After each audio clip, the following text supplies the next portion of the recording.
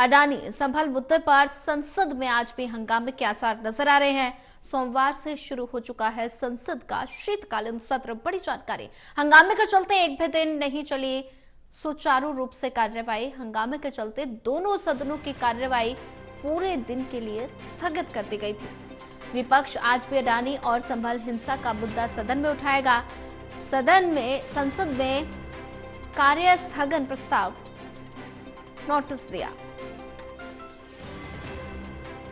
अडानी संभल मुद्दे पर आज संसद में हंगामे के आसार नजर आ रहे हैं। सोमवार से शुरू हो चुका है संसद का शीतकालीन सत्र। हंगामे के चलते एक भी दिन नहीं चली सुचारू रूप से कार्यवाही। हंगामे के चलते दोनों सदनों की कार्यवाही पूरे दिन के लिए स्थगित कर दी गई।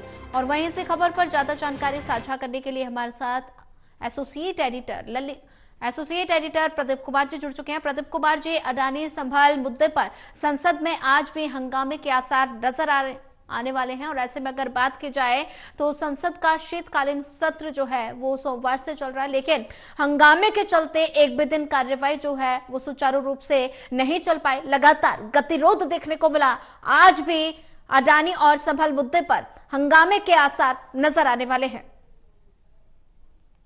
देखिए, संसद का शीतकालीन सत्र चल रहा है और अगर देखें तो लगातार जो गतिरोध बना हुआ है अडानी मुद्दे पर, लगातार जो केस हुआ है और आमिर जांच रिपोर्ट के बाद से ही इस मुद्दे पर एक जेपी बनाए जाने की मांग विपक्ष कर रहा है। नियम के तहत जो कार्य स्थगन प्रस्ताव के तहत चर्चा हो, ये मांग की जा रही है और इसीलिए इसको लेकर यहाँ पर जो विरोध प्रदर्शन है वो संसद के अंदर और बाहर देखने को मिला है। विपक्ष का हंगामेदार रहा है सत्र और इसीलिए इस सत्र के दौरान लगातार इन मुद्दों पर चर्चा की मांग करते हुए कार्य स्थगन प्रस्ताव के नोटिस दिए गए हैं। आज भी नोटिस दिए गए हैं दोनों सदनों में, लोकसभा और राज्यसभा में। इसके अलावा अगर देखें तो यहाँ पर नियम 267 के तहत चर्चा हो राज्यसभा में, तो वहीं जो कार्य स्थगन प्रस्ताव के तहत चर्चा की मांग है विपक्ष इसके जरिए चाहता है कि सरकार को जवाब देना पड़े इस पूरे मुद्दे को लेकर। लेकिन दूसरी तरफ सरकार ने साफ किया है कि इस पूरे मामले पर जिस तरीके से राजनीतिक मुद्दा बनाने की कोशिश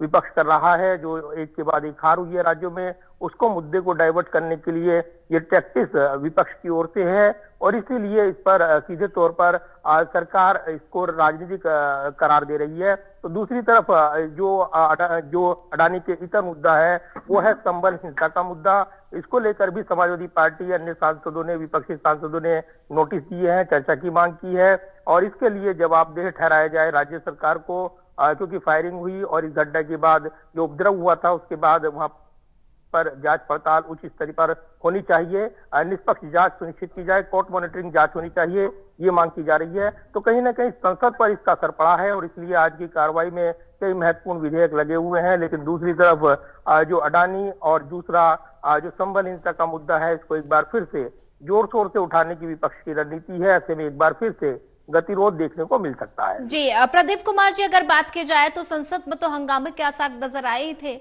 अगर बात की जाए संसद के बाहर की तो लगातार विपक्ष कई मुद्दों को लेकर आवाज उठा रहा है। अगर ऐसे में बात की जाए तो विपक्ष लगातार आरोप लगा रहा है कि संसद में चर्चा नहीं की जा रही अडानी मुद्दे को लेकर। तो तमाम तरह के ऐसे मुद्दे हैं जिन पर विपक्ष लगातार सरकार को घेरता हुआ नजर आ रहा है। तो ऐसे में राहुल गांधी का भी बयान सामने आया और ऐसे में उन्होंने कहा कि अडानी की गिरफ्तारी की मांग उन्होंने की थी। तो ऐसे में लगातार अडानी मुद्दा चर्चा का विषय बना हुआ है।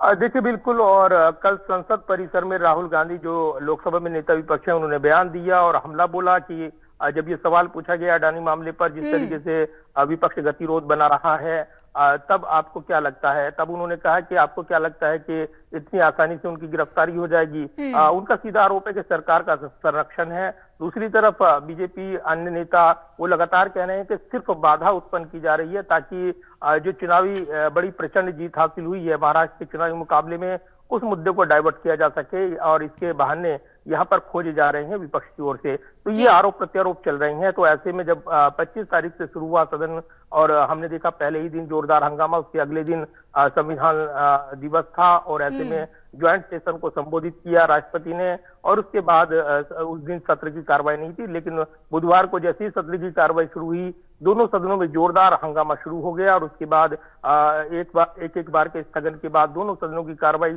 दिन भर के लिए स्थगित कर दी गई थी।